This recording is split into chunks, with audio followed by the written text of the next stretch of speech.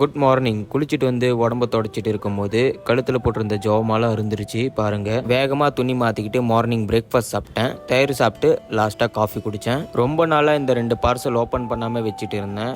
இன்னைக்கு இந்த பார்சலை அன்பாக்ஸ் பண்ணலாம். இதில் என்ன இருக்குது பார்த்தீங்கன்னா, வெயிட் அளக்கிற மிஷின் இருக்குது. என்ன எழுதியிருக்குது புரியல. செல்லு போட்டு ஆன் பண்ண ஆன் ஆயிடுச்சு, வேலையும் செய்து. சூப்பர்.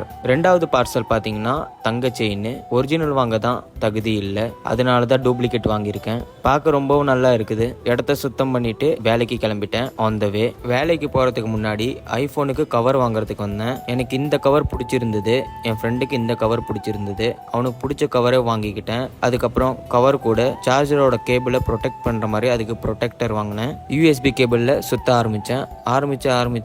ஸ்பீட் மோஷனில் போனேன். அப்போ கூட 1 மணி நேரம் ஆயிடுச்சு.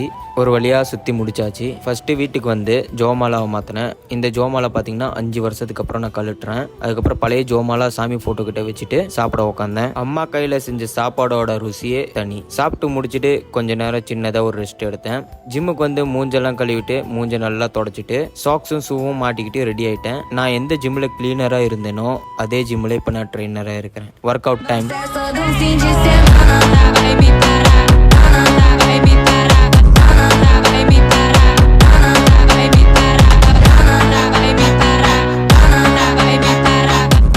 செஸ் டே பெஸ்ட் டே. எல்லாரும் நல்லா இருங்க, சந்தோஷமா இருங்க. நான் மீட் பண்ணுற நெக்ஸ்ட் ஷார்ட்ஸில். அது வரைக்கும் ஓகே, பாய்.